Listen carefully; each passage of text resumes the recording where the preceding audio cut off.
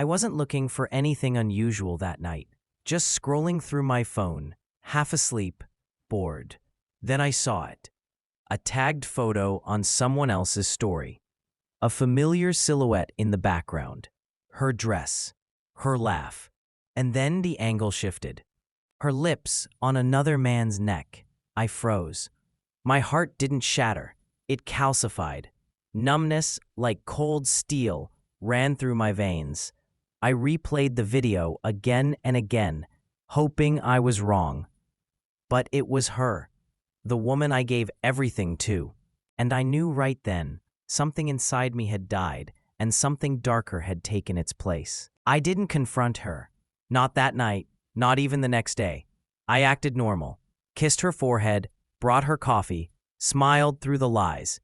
She laughed like nothing had happened, like she wasn't sleeping with someone else behind my back. I watched her phone light up when she thought I wasn't looking. She giggled at texts she never let me see. I wasn't planning revenge yet.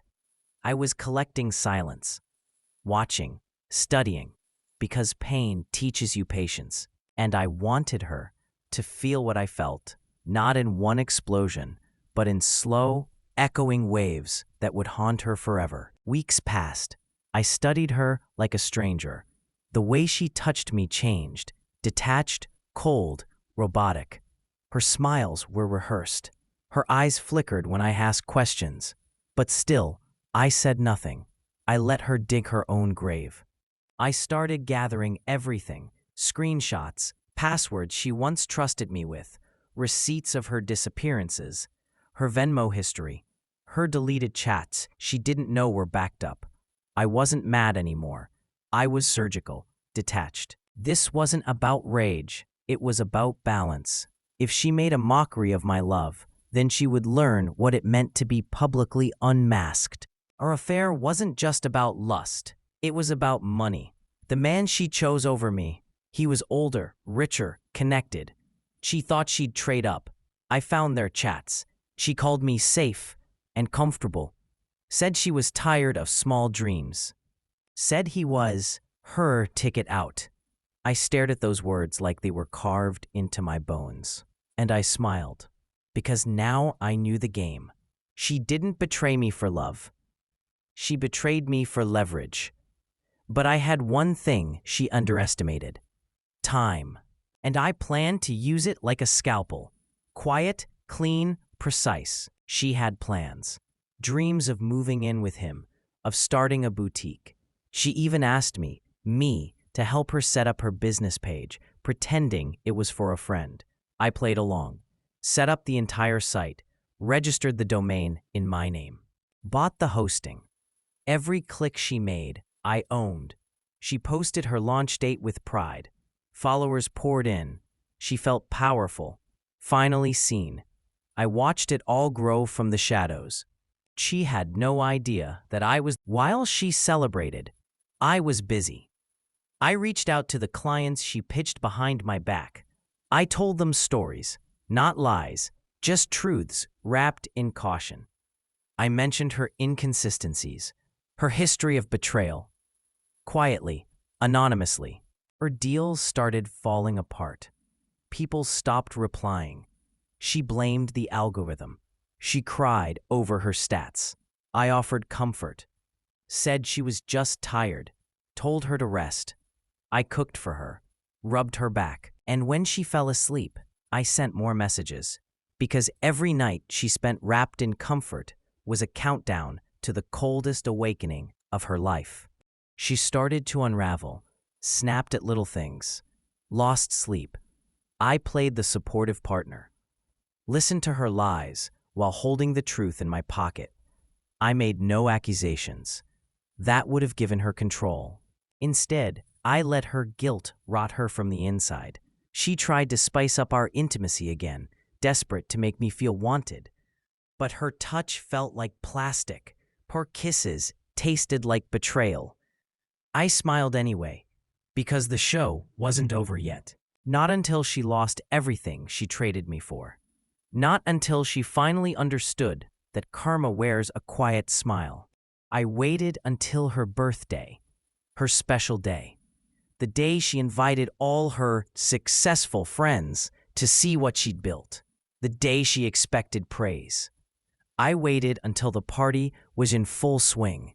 Laughter, champagne, staged photos. And then I flipped the switch. Her website, gone. Her socials, disabled. The projector she used for her business pitch, replaced with a reel.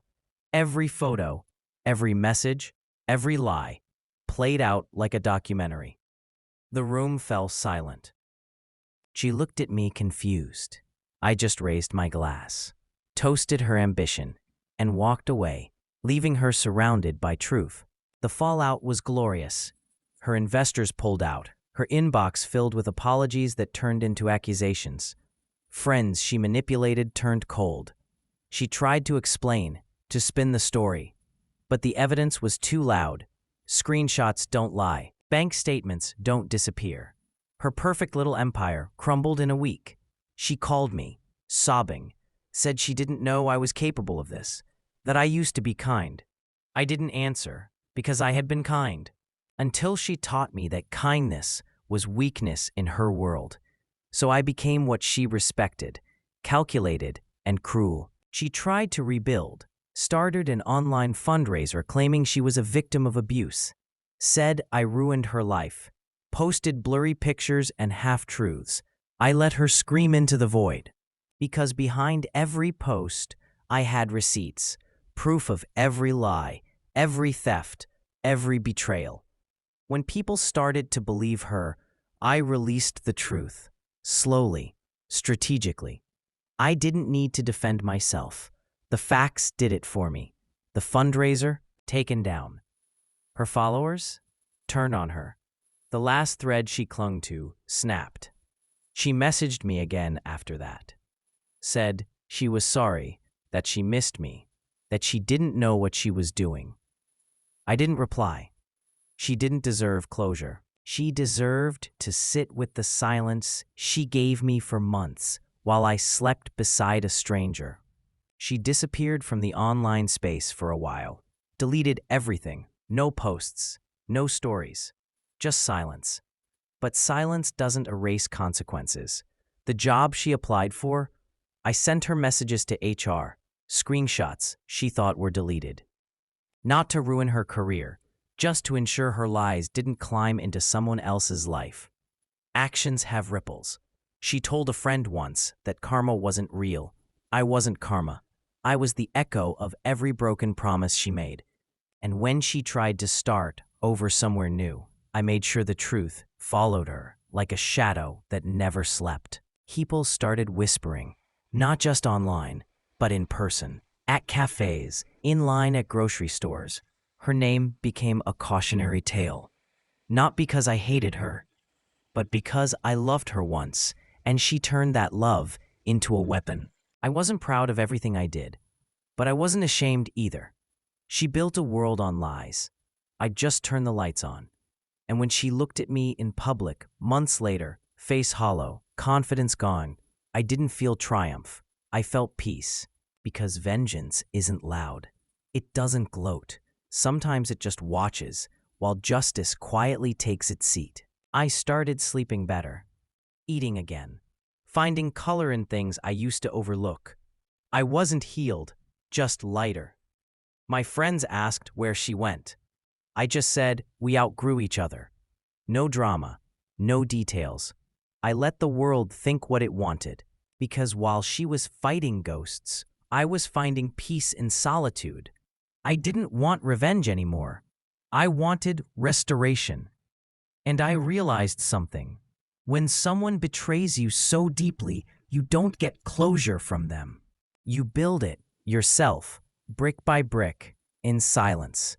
And you don't need them to watch. It's yours, not theirs. Months passed, then a year. She tried to come back again. Sent a long email this time. No excuses, just pages of regret. Said she thought money would fill a hole she didn't understand. Said she missed the way I used to look at her. Said no one ever loved her like I did. I didn't reply, not because I hated her, but because I finally loved myself more. and answering her would have been like unlocking a cage I fought so hard to escape from. Sometimes love doesn't die, it transforms. And mine had turned into a quiet, final goodbye. She started posting again, slowly. But this time, it wasn't glossy. It was humble. Quiet selfies, quotes about pain and healing. I saw people commenting support, unaware of the version I met, the version I survived. I didn't interfere. I had done enough. Karma didn't need to be pushed. I knew eventually life would give her every lesson she tried to avoid. And maybe, in some strange way, my silence was the kindest thing I ever gave her. Because truthfully, the worst punishment isn't losing someone, it's realizing they're never coming back.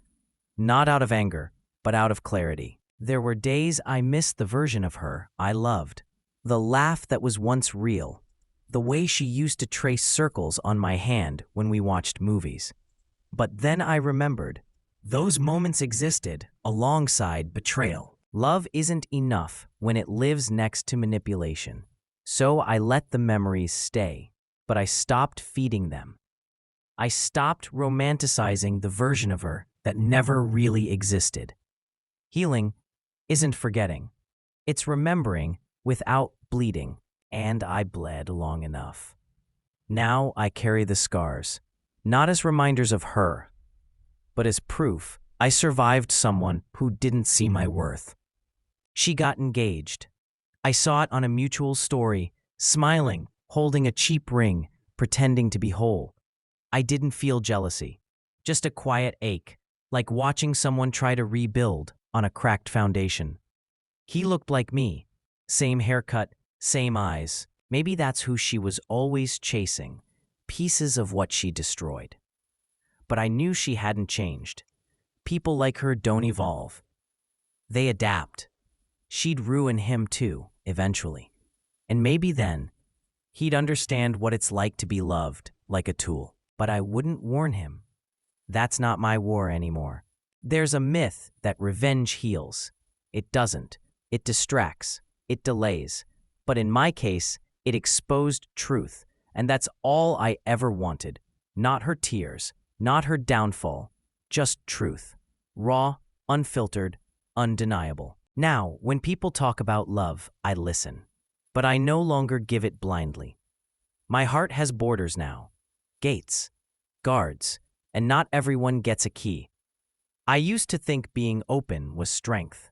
Now I know it's choosing who deserves access. She taught me that, not through love, but through loss.